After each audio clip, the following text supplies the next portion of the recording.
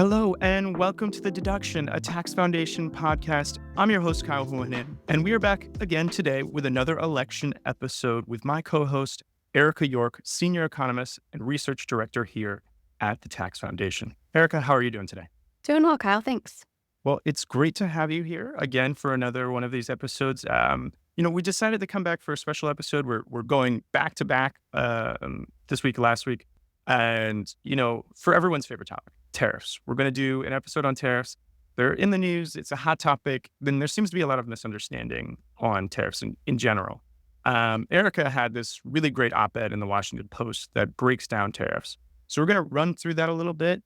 But I'm also going to be playing a bit of devil's advocate because there are, pro-tariff points to be had. And we're going to I'm going to push back and kind of use some insight that's in favor of tariffs throughout this episode to kind of have a little bit more dialogue and try and create some more understanding of what's going on with tariffs. So let's just start this out here. What are the primary economic and historical reasons that Trump wants to replace income taxes with tariffs particularly, and how is that, challenging in today's economy? Yeah, so Trump is talking about the 1890s and the early 1900s and looking at that period where we didn't have an income tax yet. Tariffs and other excise taxes were the main source of government revenue, and the government was teensy tiny compared to what it is today. Federal spending as a share of the economy was roughly 2% in that period. Today, it's more than 20%. So the government is 10 times larger. Revenues are significantly higher. And that's the main reason why it's just not really possible to copy paste fiscal policy from the 1890s and have it work in the 2020s. I think when we're talking about this, and I understand that the economy is different, but what about when people say we're going to bring back manufacturing to the U.S.? Tariffs are going to protect jobs. We're going to be able to build up the economy. We're protecting local manufacturers. We're going to have goods made in the U.S. I think that could be a good thing, and why won't tariffs do a great job with that? Why do you think that is?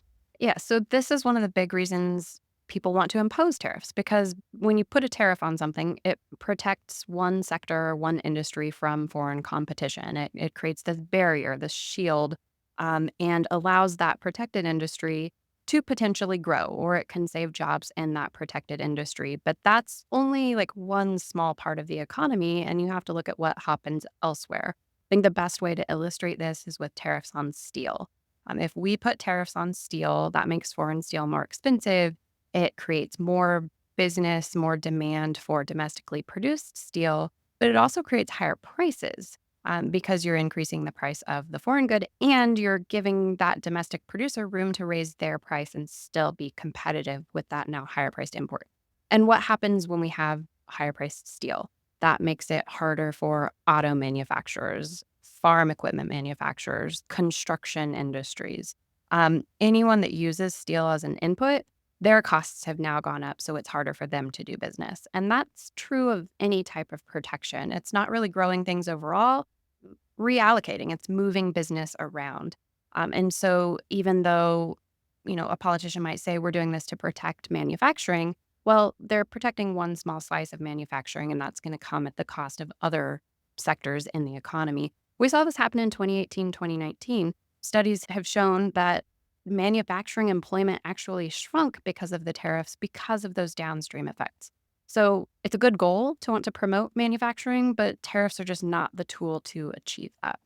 But wouldn't, you're saying prices are going to go up and certain things like that. Wouldn't it just over time, like maybe at first prices will go up, but wouldn't just over time, like the price even out? So like if you're getting it now, the price increase, but like over time it'll go down and we have the manufacturing. Like I've heard that argument a lot. I've been presented that argument. Won't it be expensive at first and then just the price will change? I don't think we have any cases of that actually happening. I've looked at a lot of different papers, a lot of different, episodes of tariff protection from the past, and you don't really see any of these success stories of a tariff being put in place, the industry becoming thriving, globally competitive, and prices falling. In fact, it tends to be the opposite. Tariffs are put in place, that affords really nice profits to businesses. And because they're selling into this protected domestic market, they don't have to remain globally competitive. They don't innovate. They don't invest. They just enjoy those higher profits and they don't have to do the work that would otherwise go along with earning higher profits. And so the tariffs don't play out successfully. They don't have a long-term positive impact. In fact, they kind of set us behind because we lose out on that competitive force of, selling abroad. Instead, we're just selling to the protected domestic market. So I would say, like, in theory, that sounds really nice, but in practice, that's not the way tariffs have played out. So then, with tariffs bringing in this only 80 billion against the whopping 200 and or 2.2 trillion with the income tax, do you think Trump's team is just underestimating how big the revenue gap is? And how do you see that? Currently, we raise, like you said, $2.2 trillion of taxes through the individual income tax, and we raise 80 billion through tariffs. So a huge gap. But that gap in current collections isn't like the big problem. The big problem is the amount of economic activity that's subject to each tax. So if you think about like all of the income in the American economy that faces that individual income tax, it adds up to more than $15 trillion. So we're squeezing $2.2 trillion of revenue out of a bit more than $15 trillion of adjusted gross income, that number you calculate on your tax form. If we look at imports, goods imports in 2023 were $3 trillion. You cannot squeeze $2.2 trillion of taxes out of a $3 trillion tax base. To do so, you would have to slap about a 70% tariff on all imports. But of course, if you put a 70% tariff on something, a 70% tax on something, that's going to significantly discourage people from buying those imports. So your tax base is going to shrink and the revenue raised is going to shrink. And mathematically, there's just no way to squeeze that more than $2 trillion of revenue out of our current level of imports. I don't know if the Trump team has looked at this closely, if they're more approaching this as just kind of like a big picture idea, but it's a fundamentally unserious idea. But what about there are countries that maybe a lot of people feel like have unfair trade practices, China being the main one. So, China, a lot of people feel like China's ripping us off.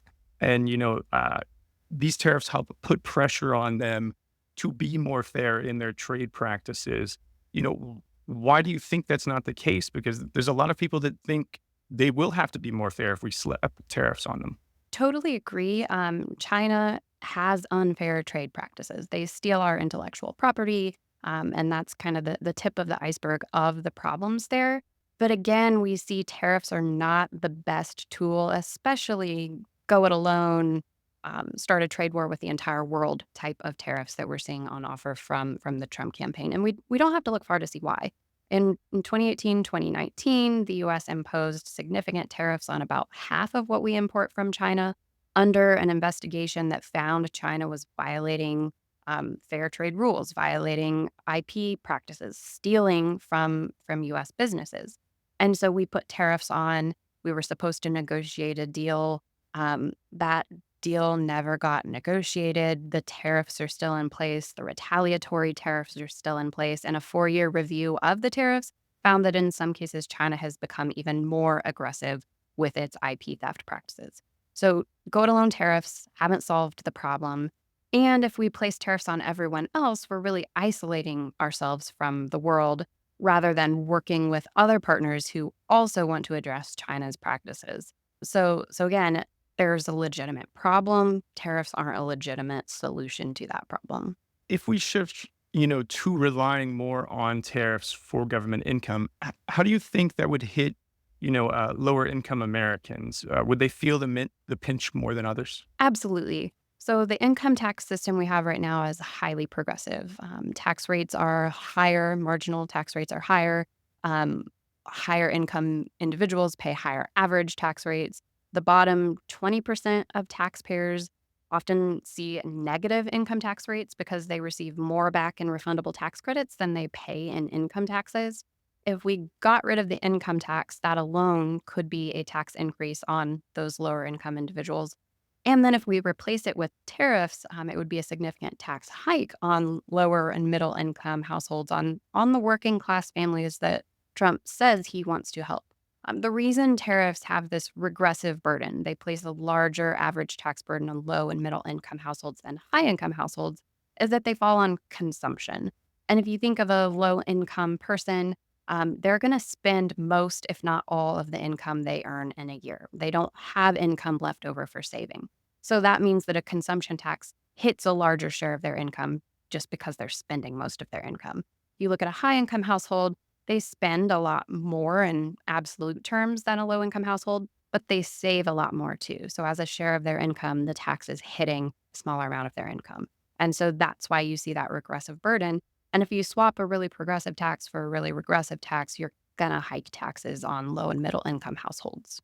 Yeah, yeah. I mean, I guess what I wonder here though is what about, advocates that are arguing that we need these tariffs, and we need to bring manufacturing back for national security. We need more. We can't rely on everybody else. The supply chain. We can't do. We need to just bring investment back into our country instead. And I feel like, I understand the argument for low and middle income families, but national security is a huge deal. If we're not safe, then what does it matter? If they're being taxed at a higher rate. I wonder what you think of that. Yeah, so I think there can be a very narrow national security argument for some types of policies, including some types of tariffs. We don't want our military to be relying on China for missiles, for example. Um, that is a very different policy argument and a very different policy solution than a 20% universal tariff on everyone, including our allies, when about 70% of our imports come from allies. That's a very different argument from slapping tariffs on everything from China, including, video games, game consoles, consumer electronic products, mattresses, things of that nature that have no bearing on national security. So absolutely, we can have a national security argument about very targeted tariffs with acknowledgement of like, yes, these will impose costs, but because this is a discrete national security issue, we think those costs are worth it. Very different from the argument we're seeing and the proposals we're seeing of slapping tariffs haphazardly on everything that's not even related to national security. So if we go to, a little bit of lessons from history here, thinking back to the McKinley tariffs, what lessons, and political fallout and economic consequences do you think that Trump should keep in mind with these tariffs? Yeah, so McKinley, as a member of the House of Representatives representing the state of Ohio, he was chairman of the Ways and Means Committee. He helped pass a very protectionist tariff law that ultimately was called the McKinley Tariff Act. That raised tariffs, and that was when he represented an area that would benefit from tariffs, right? Um, the political backlash to those tariffs, though, were big losses in the next election cycle for the Republican Party, which McKinley was a member of. And that's because tariffs were so high at that time that government revenues were just crazily outpacing government spending. So big budget surpluses, the opposite of the fiscal situation we have today. And rather than cutting tariffs, significantly reducing government revenue to get rid of the surplus, the McKinley Tariff Act like cut a little bit of tariff revenue and then significantly increased other acts in that Congress increased spending. And so this Congress actually got the name the $1 billion Congress because they were tax and spenders, and that backfired. People didn't like that. Then, like fast forward a few years, McKinley is elected president. As president, he sounds very different on tariffs. He's not just representing one area that will benefit from tariffs. He's representing the entire nation. And he sees that, the US is constrained in what it can export to the world.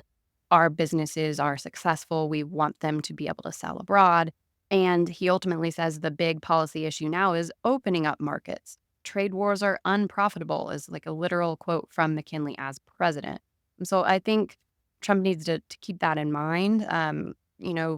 When he was president, McKinley was less of a protectionist because he saw the benefit of open markets for US businesses to be able to compete abroad.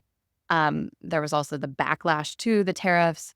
Trump likes to say, we were so wealthy then. Well, people were a lot poorer. Standards of living were a lot lower in the 1890s.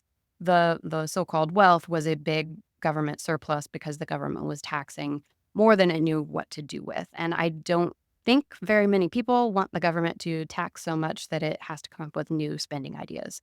So again, that's kind of like the opposite of the fiscal problem that we have. All right. So how about this though? Like, is there a way to strike a balance where tariffs, can contribute to the U.S. revenue without causing huge economic harms? Is there not maybe a middle way? What do you think of that? So every type of tax that a government imposes is going to come with economic trade-offs.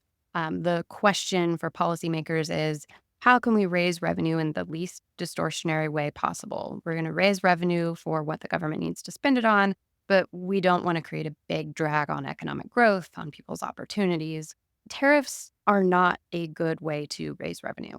They lead to distortions on a lot of different grounds. One of them is that unlike a tax that we impose just on the domestic economy, the income tax, other types of excise taxes that we have, tariffs fall on trade, which is a two-way relationship. And when we impose tariffs, we invite foreign governments to impose tariffs on our exports, which just compounds the economic harm from raising revenue through tariffs. And so I think that sets them apart from other taxes and makes them a less attractive way to raise revenue. In, like I mentioned, those very slim cases like national security concerns, maybe we consider narrow tariffs, but that would need to be in the context of other policy tools too. Just relying on tariffs to achieve certain goals is probably not going to be a very fruitful choice.